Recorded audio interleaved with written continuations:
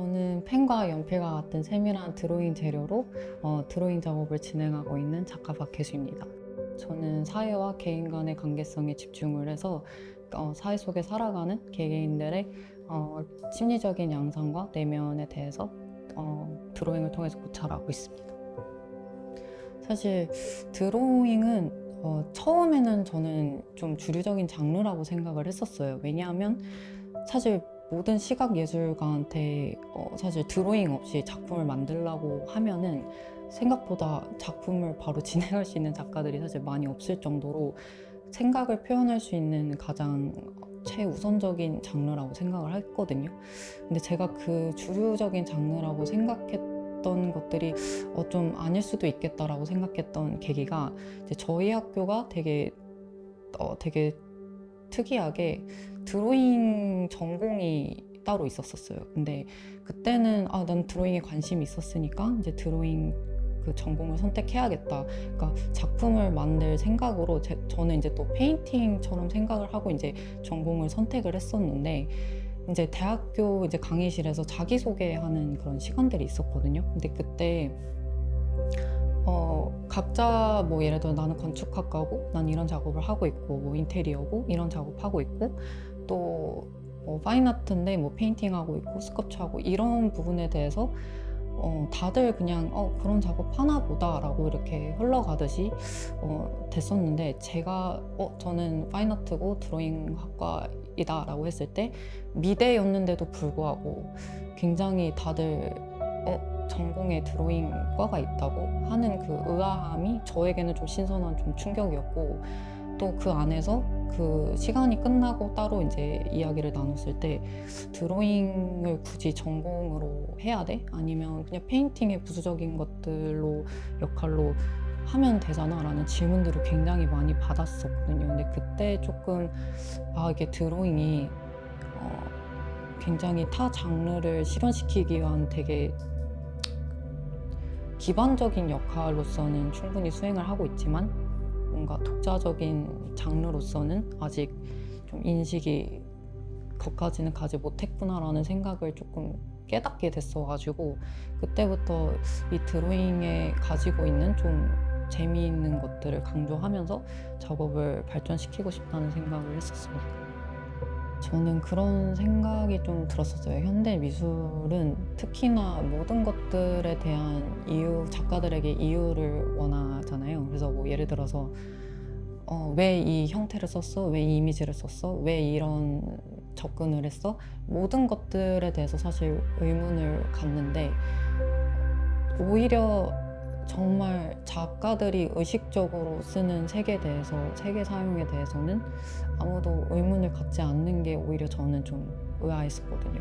그러니까 색을 사용하는 데 있어서도 뭔가 작가의 본인의 이유라던가 작품을 어떤 분위기나 이런 것들을 드러내기 위해서 그런 이유가 있으면은 사실은 모르겠는데 제 스스로는 색을 사용해야 되는 이유를 찾지 못하겠더라고요. 그런 굉장히 의식적으로 나는 작품을 만들려면 색을 써야 하고 뭔가 페인팅 해야 되고 뭐 다른 조형적인 것들도 있을 수 있겠지만 그런 것들이 굉장히 제 스스로는 의식적인 행위라고 느껴졌었어요. 사실은 어떠한 특정 감정 상태를 드러낸다기보다는 제가 생각을 했을 때 저는 제가 어찌됐건 작가의 작품들은 작가의 시선이라고 느끼고 있거든요. 그래서 어쩌면 제가 바라보는 사람들의 삶의 분위기 그 자체인 것 같아요. 그래서 제가 바라보는 사람들의 삶은 좀 명과 암이 좀 극명하게 나뉘었다고 생각을 했었거든요. 그래서 이제 그런 것들을 가장 지금의 이런 무채색 접근법이, 표현법이 가장 제가 표현하고자 하는 사람들의 삶의 분위기인 것 같아요. 처음에는 이제 내면이라는 거에 대해서 처음에는 접근을 좀 했던 것 같아요. 그래서 사람들의 내면을 표현하고 싶었는데 제가 생각하는 그 내면은 좀 비정형적이고 또 실제하는 것 같지만 좀 왜곡된 부분도 존재하고 그랬던 것 같거든요. 그래서 그런 것들을 이제 건축적인 요소로 녹여낼 때 좀 그런 왜곡과 실질적으로 뭔가 존재하는 것 같지만 제 작품을 자세히 보시면은 되게 형태도 그렇고 조금씩 왜곡되는 미세한 부분이 보여요. 그래서 아마 그런 부분에 조금 접근이 되지 않을까. 근데 저의 작품 같은 경우는 이제 각각의 이제 주제들마다 그러한 접근법이 조금씩 달라가지고 사람들의 어떤 내면도 중요하지만 그 작품에 있어서의 어떤 표현 방식에서도 상당히 이런 건축적인 형태가 좀 비중을 두고 있는 것 같습니다. 사실 저는 이 질문이 좀 아직은 어려운 것 같아요. 왜냐면 스스로도 굉장히 명확하지 않을 때가 있거든요. 내가 왜 사람들의 내면을 이런 식으로 생각하는지. 어찌됐건 저는 이제 저의 경험과 저의 인식을 기반으로 이제 작업을 하기 때문에 사실 일반적으로 제가 지금 작업하는 이 내면의 세계가 사람들이 생각하는 내면의 세계의 분위기와는 좀 다를 수도 있다라는 생각을 하기는 해요. 그런데 제가 경험했던 어떤 사람의 내면적인 공간은 변화무쌍하기도 하고 어떻게 보면은 굉장히 확고하기도 하지만 또 거기 안에 왜곡도 있는 세계라고 생각을 했거든요. 제 스스로는. 그렇기 때문에 뭔가 이렇게 작업을 하면서도 왜 나는 이거를 자꾸 어떠한 틀을 짜고 구조화를 하려고 하는지에 대해서 스스로도 아직까지는 좀 찾아나가고 있는 과정인 것 같아요. 어떠한 최근에 든 생각은 이런 건축적인 공간 자체가 제가 사람들이 일단 살아가는 세상의 한 큰 틀이라고, 사회적인 틀이라고 생각을 하거든요. 그렇기 때문에 하고 있다라는 생각을 최근에 하기는 했는데 계속해서 그런 부분은 아직까지는 좀 명확한 답보다는 계속 고민을 해나가는 과정인 것 같습니다. 제가 어떠한 것을 좀 주제나 이런 것들을 먼저 생각을 하는 편인 것 같은데요. 표현하고 싶은 어떤 주제나 그 주제를 좀 드러낼 만한 어떤 분위기나 내용적인 측면을 먼저 생각을 하고 머릿속에서 구조나 이런 것들을 많이 짜놓고 들어가는 편이기는 한데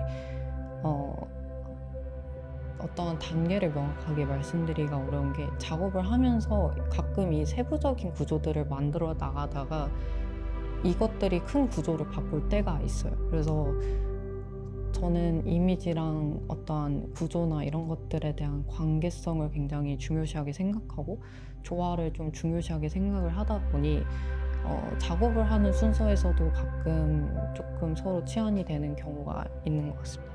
사실 좀 이렇게 멀리서 보고 막 큰 틀을 잡고 들어간다기보다는 좀 더 세부적인 곳에서 좀 커지는 경향이 더 있는 것 같기는 한데 세부적인 어떠한 것들을 작업을 할 때 약간 연필의 어떤 특성과 펜의 특성이 좀 잘 이게 어우러져야 되거든요. 제 작품에서는. 근데 어쩔 때는 그 이미지 자체가 막 펜으로 보통 제가 아웃라인을 많이 이렇게 정리를 하는 편인데 가끔은 이 펜의 아웃라인이 적절하지 않을 때도 있고 근데 연필로만 이제 작업을 해야 될 때도 있고 좀 이런 전체적인 거에 따라서 또 달라지기도 하거든요. 그래서 이런 관계성이 되게 중요한 작업이라서 작업을 할 때 정말 이렇게 가까이에서 세밀하게 먼저 이렇게 작업을 하면서 점점 그게 퍼져나가는 식으로 작업을 보통 많이 좀 하는 것 같아요. 그리고 특히 제 작품에서 이제 검은 배경이 되게 중요한 역할을 하는데 그 검은 배경을 정말로 그 암흑 같은 검을 배경을 만들고 싶었거든요. 그래서 초반에는 원래 펜으로만 이렇게 다 칠을 했었는데 나중에 펜 같은 경우에는 너무 예민한 거예요. 빛이나 이런 것들에 너무 예민해서 색이 점점점 빠지게 돼서 점점점 잉크로 이제 변화를 하기 시작을 했는데, 잉크 같은 경우도 정말 약간 동양화 하듯이 여러 번 중첩을 해서 그 농도를 맞추거든요. 그리고 펜 같은 경우에도 색이 한번 이렇게 작업을 하면 그게 끝이 아니라 한번 색이 조금 빠져요. 그러니까 아무래도 표면 재질에 따라서 그게 영향을 많이 받는데, 거기에서 또 한 번 더 그리는 편이에요. 그래서 한 거의 보통 보시면 한 번에 그렸네 라고 생각하실 수도 있는데, 보통 한 두세 번 정도 똑같은 작업을 해요. 그래서 더 시간을 좀 두 배로 걸리는 것 같기는 한데, 그러면서 제가 원하는 농도의 검은 농도를 좀 맞출 수 있는 그런 식으로 중점으로 해서 작업을 하고 있어요. 그랬던 것 같아요. 너무 어렸을 때도 조금 힘든 시간들이 사람들 다 있지만, 저는 그거를 조금 잠재시키기 위한 수단이기도 했어요, 그림이. 그리고 실질적으로 제 첫 드로잉 작품이 이제 삶의 미로라는 작품이었는데, 그 작품도 제가 진짜 삶이 너무 힘들 때 딱 이렇게 나타났었거든요. 그래서 그 작품의 주제도 이제 삶의 방황이나 혼란이었거든요. 그래서 실질적으로도 무기력의 거미들 같은 경우에도 이제 자세히 보시면 그 거미 안에 그 되게 하얀 좁쌀 같은 패턴들이 가득 메워져 있는데, 그때 실질적으로도 제가 정말 메디테이션이라고 할 만큼 되게 반복적인 행위를 하면서 좀 그것들에 대한 감정을 좀 이렇게 잠재웠던 것 같거든요. 그래서 복합적으로 그림 자체가 이렇게 뭔가 명확하게 말씀드리기는 어렵지만, 그냥 삶에 대해서 그런 불안이나 이런 걸 느낄 때 좀 저를 조금 다른 세계로 조금 빠지게 하는 행위지 않았나 싶어요, 저는 사실은. 해소의 과정이 분명히 있는데, 일단 어떻게 보면 이건 저의 개인적인 가치관이기는 한데, 시각 예술가들은 사실은 어떤 자기 감정을 사실 그냥 막 화면 속에 그냥 분출시키는 역할이라기보다는 그것들을 적절한 시각 언어로 잘 정제를 시키는 역할이라고 생각을 하거든요. 근데 그 정제하는 과정들이 사실 막 100% 매번 해소의 감정보다는 좀 힘들 때가 더 많았던 것 같아요. 그러니까 오히려 그 감정에 계속 빠져 있어야 되니까 계속 그런 고통의 일련의 과정들을 겪고, 제가 원하는 어떠한 작품의 그러한 형태가 나왔을 때 정말 찰나에 되게 강한 카타르시스, 해소를 굉장히 많이 느끼거든요. 그래서 그런 과정들을 제가 반복을 하면서 삶에서도 오는 어떠한 그런 좀 저의 개인적인 불안이나 좀 고통들을 같이 좀 해소시킬 수 있는 좀 과정이었던 것 같아요, 그런 과정들이. 그래서 작업하는 과정들이 마냥 이렇게 힐링의 뭔가 그런 프로세스는 아니지만, 그 과정들을 다 겪고 나서의 뭔가 작품의 결과적으로 보면은 제 스스로 뭔가 제 인생도 좀 의미가 있다고 생각이 드는 것 같아요. 착시 같은 경우에는 사실 처음에는 의도적으로 넣었다기보다는, 처음에는 이제 사람들의 어떤 내면의 세계를 좀 표현하고 싶다는 생각이 되게 강했었고, 그 내면을 제가 바라보는 제 인식이 굉장히 비정형적이고 좀 왜곡되고 이런 것들이 처음에는 있었던 것 같아요. 그래서 그런 것들을 처음에 그림으로 드러내다 보니까 자연스럽게 착시 현상이 처음에 나타나기 시작을 했었거든요. 근데 제 스스로도 이런 착시 초기 작품 같은 경우에 이제 착시적인 효과들을 보면서 이거를 좀 강조하고 싶다라는 생각을 굉장히 많이 했었어요. 그래서 그 작품들에서 특히 고립이라는 요 작품 시리즈에서 특히 그 착시 효과가 굉장히 두드러지게 나타나는데, 제가 바랬던 이런 착시 효과를 통해서 제가 생각했던 그런 내면의 어떠한 모호한 그런 특성을 좀 보여주고 싶었던 것 같습니다.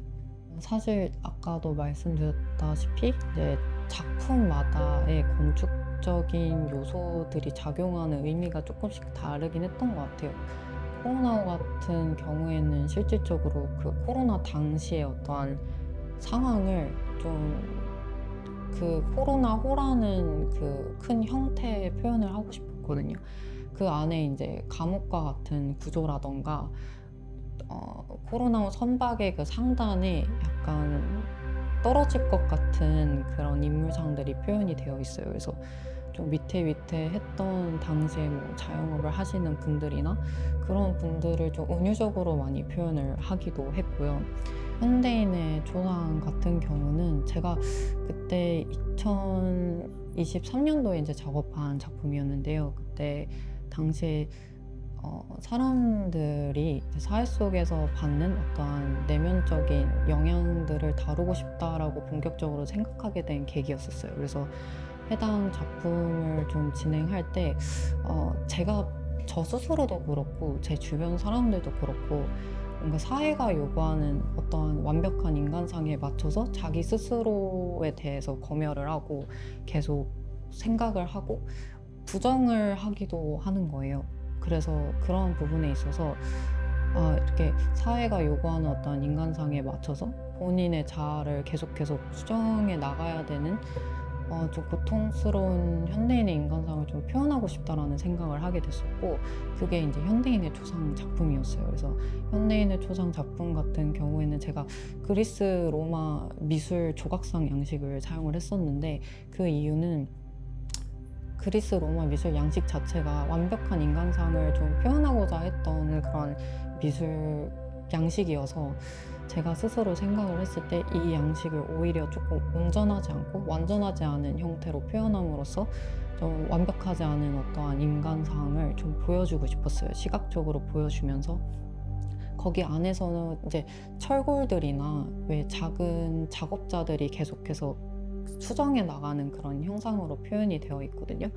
그래서 이제 계속 뭐 완벽한 조각상을 만들려고 노력은 하지만 그럼에도 완벽할 수 없는 그런 순간을 좀 담고 싶었어요. 그래서 해당 작품 같은 경우에는 처음에 이제 흉상 시리즈로 먼저 가다가 전신으로 가고, 그 다음에는 이제 구조적인 형식이랑 많이 결합을 해서 나는 아치형의 그 큰 현대인의 조각상의 중심이라는 작품으로 이제 발전을 하게 됐던 것 같습니다.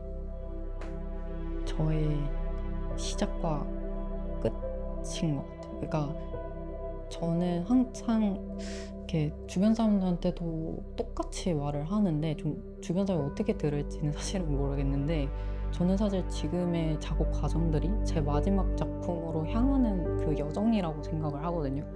그래서 좀 제 작품이 막 그렇게 화려하거나 모두에게 사랑을 받을 수 있는 작품은 아니더라도 제 스스로도 좀 놀랄 만큼의 좀 박혜수라는 작가가 보여줄 수 있는 예술적 형태를 완성을 하고 싶다라는 게 좀 목표 지점이에요. 그래서 어떻게 보면 그림은 제가 태어나서 기억하는 순간 계속해서 그림을 그려왔고, 여전히 제 삶이랑 많이 관련이 있는 것 같아요, 제 그림이. 그래서 그냥 예술은 그냥 저의 진짜 박혜수라는 작가 한 사람의 삶이지 않을까라는 생각을 합니다.